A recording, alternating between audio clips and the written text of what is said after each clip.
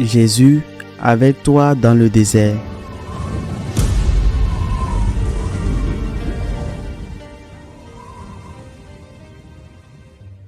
En ce temps-là, l'ange Gabriel fut envoyé par Dieu dans une ville de Galilée appelée Nazareth à une jeune fille vierge accordée en mariage à un homme de la maison de David appelé Joseph. Le nom de la jeune fille était Marie. L'ange entrant chez elle et dit, Je te salue, comblée de grâce, le Seigneur est avec toi. À cette parole, elle fut toute bouleversée et elle se demandait ce que pouvait signifier cette salutation. L'ange lui dit alors, Sois sans crainte, Marie, car tu as trouvé grâce auprès de Dieu. Voici que tu vas concevoir et enfanter un fils. Tu lui donneras le nom de Jésus. Il sera grand, il sera appelé fils du Très-Haut. Le Seigneur Dieu lui donnera le trône de David son père. Il régnera pour toujours sur la maison de Jacob et son règne n'aura pas de fin. Marie dit à l'ange, Comment cela va-t-il se faire, puisque je ne connais pas d'homme? L'ange lui répondit, L'Esprit Saint viendra sur toi, et la puissance du Très-Haut te prendra sous son ombre. C'est pourquoi celui qui va naître sera saint et sera appelé fils de Dieu. Or, voici que dans sa vieillesse, Élisabeth, ta parente, a conçu elle aussi un fils et en est à son 6e mois. Alors qu'on l'appelait la femme stérile, car rien n'est impossible à Dieu. Marie dit alors, Voici la servante du Seigneur, que tout m'advienne selon ta parole. Alors l'ange la quitta. Acclamons la parole de Dieu. Avant de commencer l'homélie d'aujourd'hui, je voudrais rappeler qu'il s'agit peut-être de la page la plus émouvante, la plus impressionnante de toutes celles qui ont été écrites dans l'histoire de l'humanité. En cette solennité de l'Immaculée du Seigneur, de l'annonciation de l'ange à la Vierge Marie, notre corps et notre âme doivent se mettre à genoux, plus encore se prosterner à terre pour rendre grâce à Dieu pour tant d'amour, pour tant de patience et pour tant d'humilité.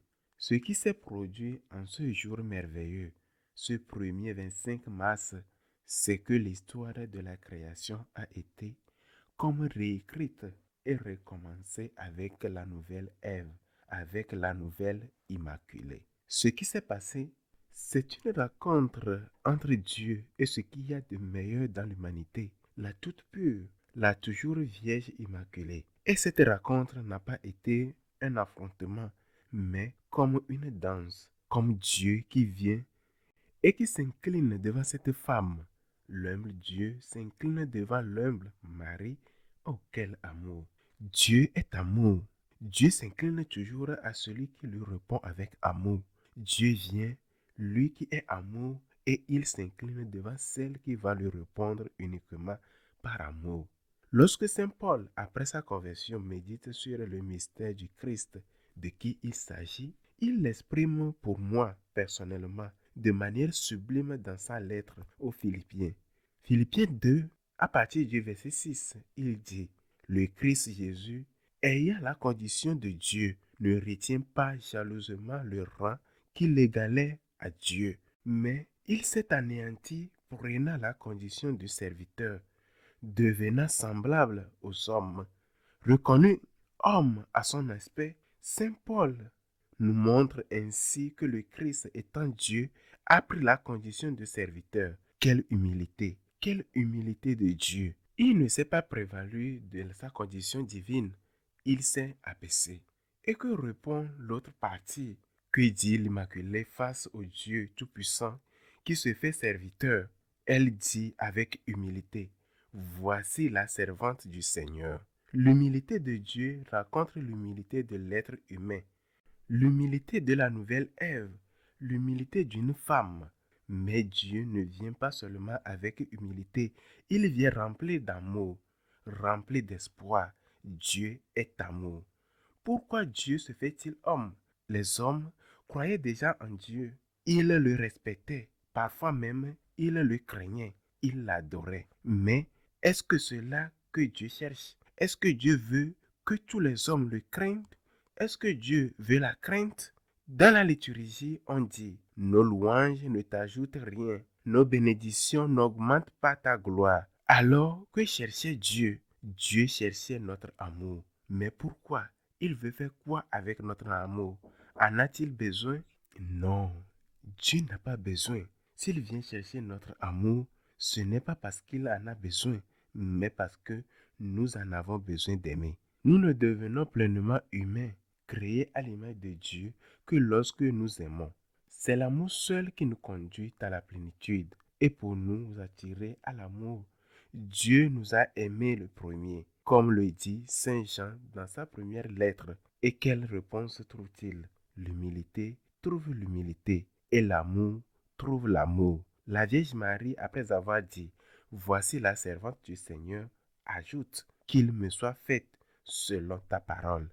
Saint Jean de la Croix nous donne un conseil lumineux en contemplant le Christ, là où il n'y a pas d'amour, mais de l'amour, et tu trouveras l'amour. Cela ne se vérifie pas toujours, hélas, mais en Marie, cela s'est accompli. Là où il n'y avait pas encore d'amour dans l'humanité, Dieu est venu déposer l'amour et il a trouvé l'amour. Que devons-nous faire aujourd'hui?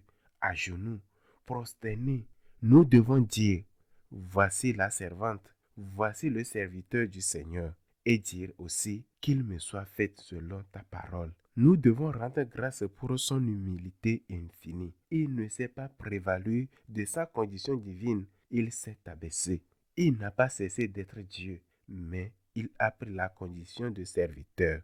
Il s'est fait serviteur de la servante et la servante s'est fait servante du serviteur. Il nous a montré son amour et ainsi il a mis à nos cœurs une part de cet amour. Disons-lui aujourd'hui avec Marie, merci, merci Seigneur, merci. Voici la servante, voici le serviteur du Seigneur. Tu m'as donné l'amour, reçois mon amour. Saint Augustin le dit magnifiquement.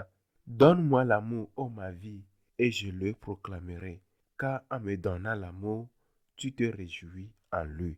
Et Saint Philippe de Néri disait, Seigneur, pourquoi m'as-tu donné un cœur si petit, incapable de t'aimer davantage? Et pourtant, lui se donnait entièrement à Dieu. Comme Marie, disons, voici la servante, qu'il me soit fait selon ta parole. Tu m'as donné l'amour, Seigneur, reçois mon amour. Tu as droit à mon amour, et en te donnant mon amour, tu me sauves. Qu'il soit ainsi.